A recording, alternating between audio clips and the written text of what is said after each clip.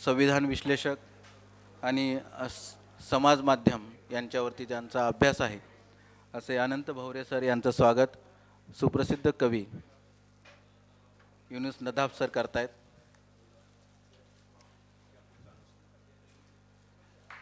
यानंतर माननीय वैभव वाकचौरे साहेब यांचं स्वागत मी देवानंद पवार सर यांना अशी विनंती करतो की त्यांनी वैभव वाकचौरे सर यांचं स्वागत करावं.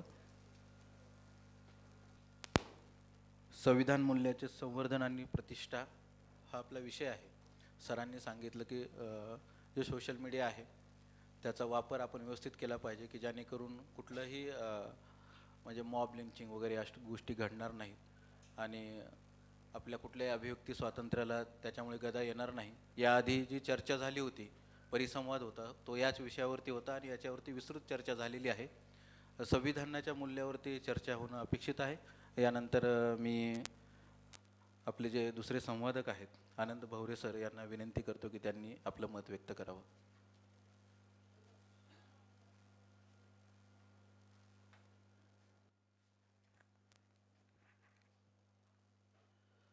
महाकारुणिक तथागत भगवान बुद्ध त्यांच्या महापरिनिर्वाणाच्या नंतर जन्मलेले जगाच्या लोकशाहीचे पहिले शहीद आणि सोफिस्टिकेटेड कुसंस्कृतीचे पहिले जगाचे बळी सॉक्रेटिस, त्यांचे शिष्य प्लेटो, त्यांच्याच विचारावर चाललेले अरिस्टॉटल आणि जगातील वंचित उपेक्षित सर्वच तत्ववेत्ते आणि महापुरुष या सर्वांना त्रिवार अभिवादन. या ठिकाणी लोकशाही संविधानिक मूल्य, स्वातंत्र्य, समानता, न्याय आणि बंधुता ही चारही मूल्य निसर्ग नियमावर आधारित आहेत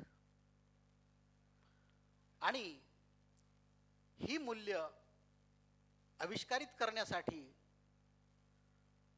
सॉक्रेटिसनी इसवी सन पूर्व 483 संपूर्ण 79 वर्षाचं आयुष्य या चार मूल्यांसाठी दारिद्र्यात खपतून संपूर्ण ॲथेन्समधल्या ग्रीकमधल्या त्या नागरिकांना आणि विशेष युवा पिढींना जागृत करण्यामध्ये घातलेला आहे. कारण आजपासून 5,500 ते 6,000 वर्षापूर्वी आपल्या भारतामध्ये सिंधू संस्कृतीच्या माध्यमातून आणि ग्रीक संस्कृतीच्या माध्यमातून 100% ही चारही मूल्य संविधानिक आविष्कारित झालेली होती. हे त्या काळामध्ये सिद्ध झालेलं होतं. म्हणून सॉक्रेटिसनी त्या संविधानिक मूल्यांना पुन्हा पुनर्जीवित करण्याचं काम त्या सोफिस्टिकेटेड कुसंस्कृतीच्या विरोधात जाऊन त्या ठिकाणी आविष्कारित करण्याचं काम केलं. म्हणून सॉक्रेटिस हे जगाचे आणि पहिले लोकशाहीचे शहीद आणि मनुवाद्यांच्या कूटनीतीच्या त्या षडयंत्राचे बळी. त्यांनी तुम्हाला आम्हाला संदेश दिलेला आहे, बाबासाहेबांनी दिलेलाच आहे यापुढं, परंतु सॉक्रेटिसचा सुद्धा संदेश आपण ऐकला पाहिजे. अशिक्षित असलेला सॉक्रेटिस, ज्यांनी संपूर्ण त्या ग्रीकमधल्या ॲथेन्समधल्या त्या संपूर्ण संस्कृतीचा लोकशाहीवादी मूल्यांचा अभ्यास केला आणि ती मूल्य का लयास गेली, बाहेरून आलेले हे आर्य आपल्या इथं आर्य आले आणि तिथं सोफिस्टिकेटेड म्हणून गेले आणि तिथं गेल्याच्या नंतर त्यांनी जो अभ्यास केला त्या सगळ्या मूल्यावरती त्यांनी अतिक्रमण करून सोफिस्टिकेटेड कुसंस्कृतीला म्हणजे सामदाम दंडभेदाच्या कूटनीतीला त्या ठिकाणी अतिक्रमण करून त्या ठिकाणी अधोरेखित केलं होतं. आणि हे सर्व इतिहास जाणल्याच्या नंतर सॉक्रेटिसनी संपूर्ण 79 वर्षाचं आयुष्य तरुणांना केवळ जागृत करण्यासाठीच संपूर्ण आयुष्य घातलं. आणि ही जागृती त्या व्यवस्थेला, आता आपण आपल्या भाषेत जर म्हणलो तर मनुवादी व्यवस्थेला एवढ्या पद्धतीनं जहरी बोचलं की त्या माध्यमातून त्या सॉक्रेटिसला कशा पद्धतीनं थांबवायचं, कशा पद्धतीने त्याला आवर घालायची यासाठी संपूर्ण व्यवस्था कामाला लागली. आणि शेवटी हेमब्लॉक नावाच्या विष देऊन त्या सॉक्रेटिसला आत्महत्या करायला भाग पाडलं. ही जगाची लोकशाहीच्या विरोधामधला पहिला बळी त्या ठिकाणी त्याने घेतलेला आहे. त्यानंतर अमेरिकेमध्ये सुद्धा जेव्हा 1776ला अमेरिकन राज्यक्रांती झाली आणि 13 वर्षांनी जेव्हा जॉर्ज वॉशिंग्टन पहिले राष्ट्राध्यक्ष झाले अमेरिकेचे, त्यावेळेस स्वातंत्र्य, समानता, न्याय आणि बंधुता ही चारही मूल्ये आविष्कारित झालेली होती. आणि तिथून अवघ्या 75 वर्षामध्ये पुन्हा या स्वातंत्र्य, समानता, न्याय आणि बंधुता या लोकशाही मूल्यांना अतिक्रमण केलं गेलं आणि दक्षिण अमेरिकेच्या निर्मितीच्या माध्यमातून आम्हाला गुलामगिरी पाहिजे, काळे लोक आम्हाला, निग्रो लोक आम्हाला शेतावर गुलाम म्हणून पाहिजे, यासाठी उत्तर आणि दक्षिण अमेरिका या दोघांची शकले पडली. आणि दक्षिण अमेरिका आणि उत्तर अमेरिका यांच्यामध्ये 1865 मध्ये सिव्हिल वॉर झालं, यादव युद्ध. कशासाठी? की स्वातंत्र्य, समानता, न्याय आणि बंधुता ही लोकशाही मूल्य संपवायची आणि गुलामगिरी आम्हाला पाहिजे, या दक्षिणेच्या या विचारानुसार क्रांती झाली. आणि त्यावेळेस उत्तर अमेरिकेचे अध्यक्ष होते राष्ट्राध्यक्ष अब्राहम लिंकन. आणि जेव्हा ही वेळ आली 75 वर्षानंतर, त्यावेळेस अब्राहम लिंकननी जगाला ओरडून सांगितलं की लोकशाही धोक्यात आलेली आहे आणि ही लोकशाही धोक्यात आलेली आम्ही कधीही संपवू देणार नाही असं आवाहन केलं. आणि दक्षिण अमेरिकेच्या विरोधामध्ये त्यांनी अमेरिकन राज्यक्रांती पुन्हा झालेली जी सिव्हिल वॉर होतं ते यशस्वी करून दाखवलं. दक्षिण अमेरिकेला हरवलं. पुन्हा स्वातंत्र्य, समानता, न्याय आणि बंधुता ही मूल्य आविष्कारित केली. आमच्या भारत देशात सुद्धा आज हे 75वे वर्ष चालू आहे. आमची ही संविधानातील ही मूल्य जी आहेत, ही संविधानिक मूल्य संपवण्याच्या कामासाठी 2014 पासून यांनी सुरुवातीला गोगलगाईची गती घेतली, नंतर कासवाची गती घेतली आणि आता 2024 पासून प्रकाश वर्षाची आणि सशाची गती घेतलेली आहे या संविधानाला संपवण्यासाठी. आणि ही संविधानिक मूल्य जर जपायचे असतील तर सॉक्रेटिस म्हणतो की ज्या देशामध्ये लोकशाही आहे त्या लोकशाहीतील लोकांनी 2 कामं केली पाहिजे. एक, आत्मपरीक्षण केलं पाहिजे आणि दुसरं, समाज परीक्षण केलं पाहिजे. आत्मपरीक्षण म्हणजे काय? मी माझ्या मायबापाच्या पोटी का जन्मलो, माझं कर्तव्य काय, माझे अधिकार काय आहेत, आणि हे जोपर्यंत ओळखत नाही तोपर्यंत आम्ही आत्मपरीक्षण होत नाही.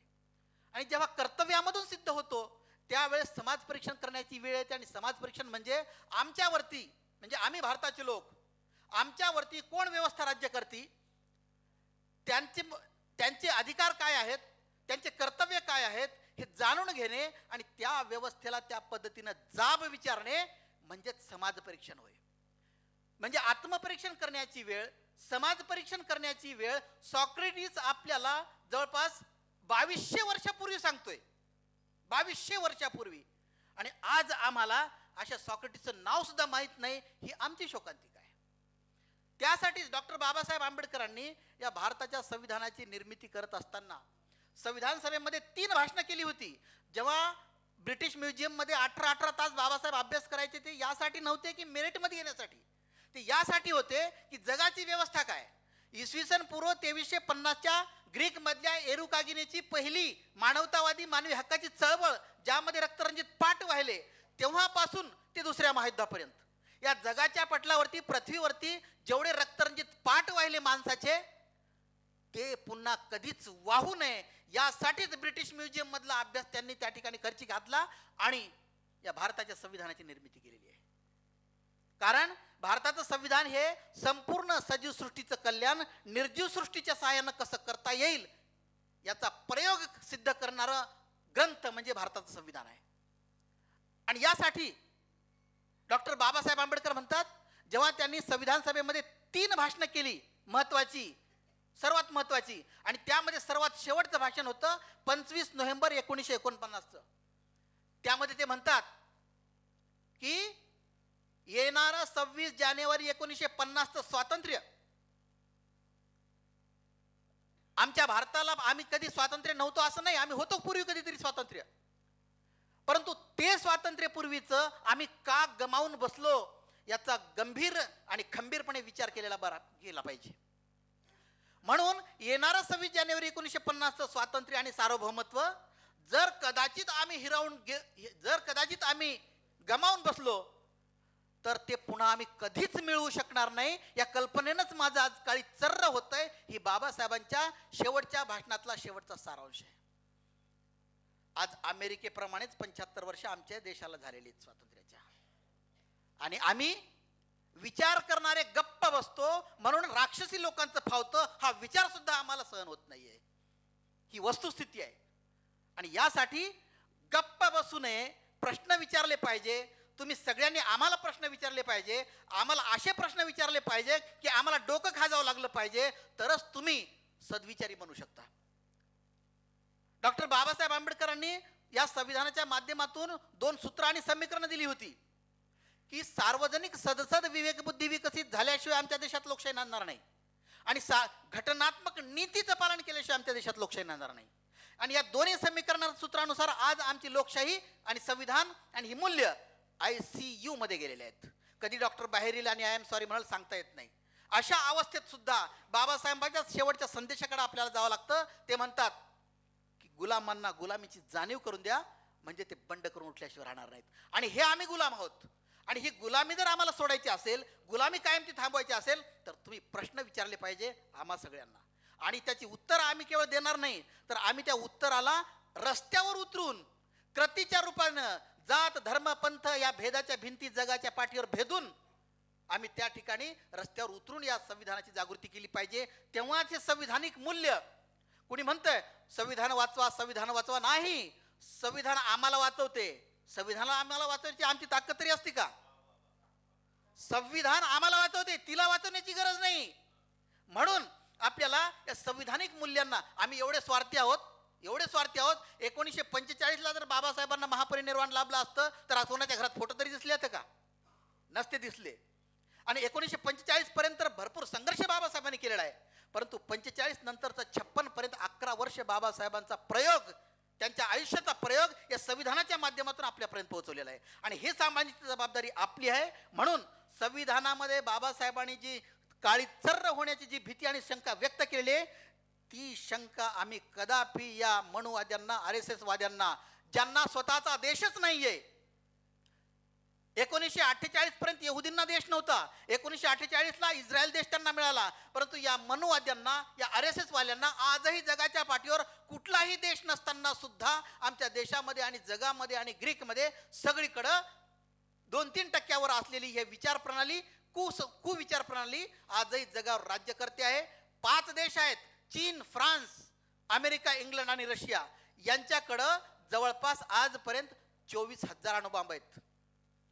जगामध्ये फक्त 9 देशांकडं अणुबॉम्ब आहेत, आणि ते अणुबॉम्ब 24,000ची भरती आहे. जपानवर टाकलेल्या हिरोशिमा नागासाकीच्या अणुबॉम्बच्या पेक्षा 500 गटपटीने एक घातक आहे.